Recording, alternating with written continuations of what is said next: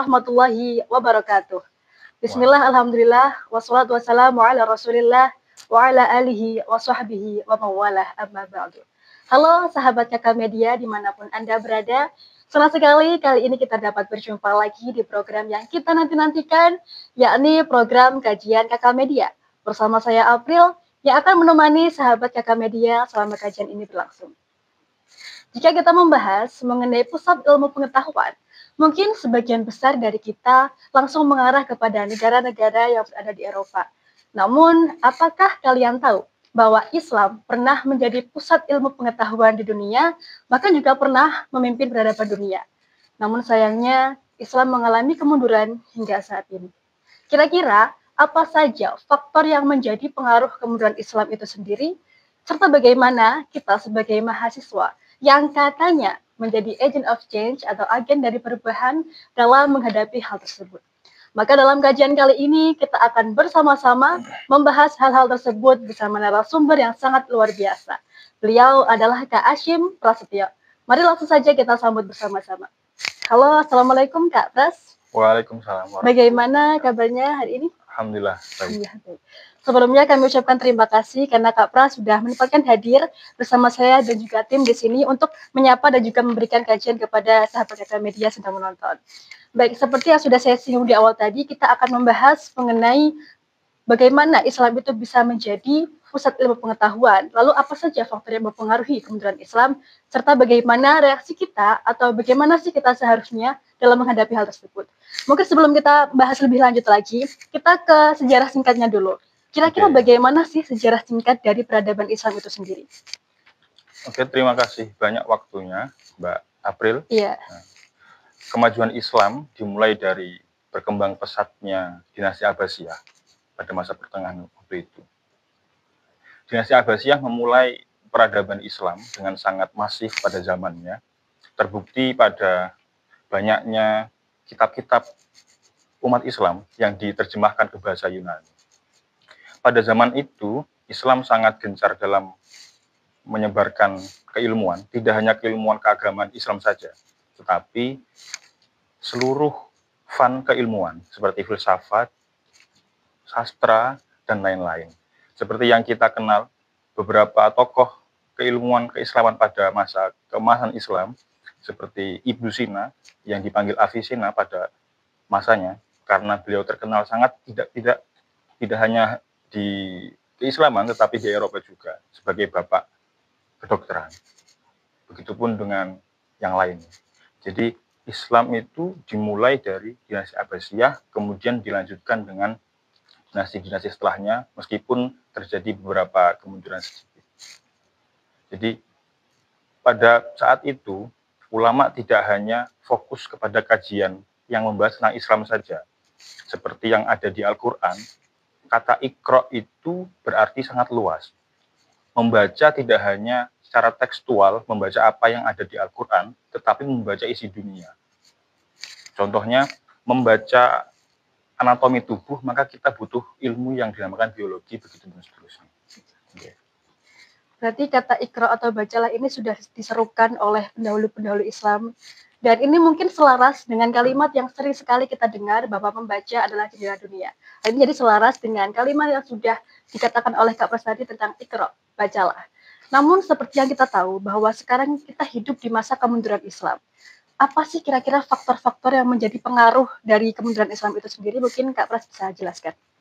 Kemunduran Islam dimulai dari runtuhnya dinasti Abbasiyah sendiri. Pada zaman itu, ketika masa Islam emas, dalam bahasa Inggrisnya Age of Islam, pada saat itu, serangan dari Mongol, ataupun serangan dari intern dinasti Abbasiyah sendiri yang ingin maju, karena politik tentunya, mengakibatkan mundurnya Islam.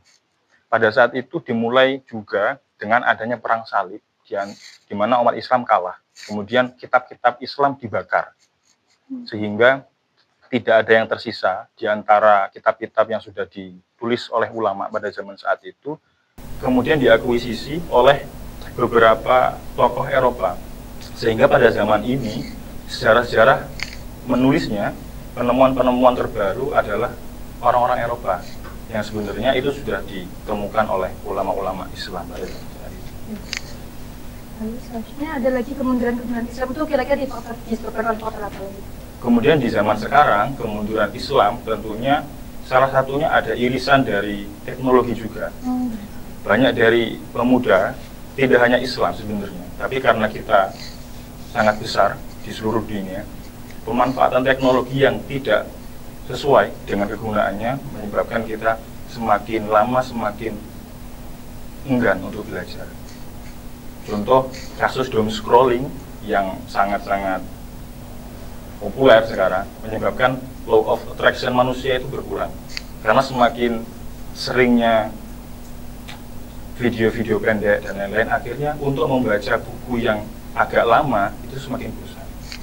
Itu mulai dibahas dengan orang-orang sekarang.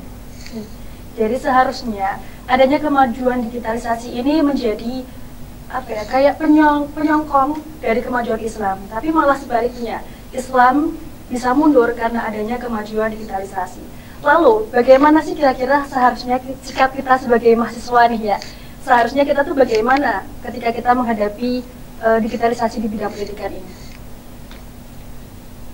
Sebagai mahasiswa, mungkin saya memberi saran kepada diri saya sendiri, khususnya dan umumnya kepada mahasiswa yang lain, bahwa kita harus lebih aware menggunakan media sosial, Instagram, TikTok, Facebook karena sudah tidak di Gen Z ya.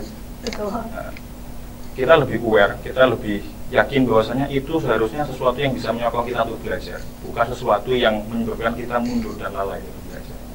Penggunaan AI yang masih menggunakan TikTok yang 5 jam sehari itu sangat mengecilkan waktu kita untuk membaca, karena keilmuan yang kita dapatkan di video-video pendek tidak bisa menggantikan apa yang kita dapatkan dari membaca. Lagi-lagi tetap membaca itu sangat penting bagi siapapun itu, terkhusus dari mahasiswa. Jadi kita ke hal yang awal tadi ya, kita harus bisa menjadikan diri kita itu sebagai seorang yang mau membaca. Jangan hanya pasif, tapi juga harus aktif. Mungkin di era digitalisasi ini yang mana kita serba bertergantungan kepada sosial media, seharusnya kita sebagai mahasiswa muslim, nah tentunya ya, kita harus bisa menjadi produsen begitu ya, bukan hanya menjadi konsumen, dengan membagikan video-video dakwah dan lain sebagainya, mungkin seperti itu ya.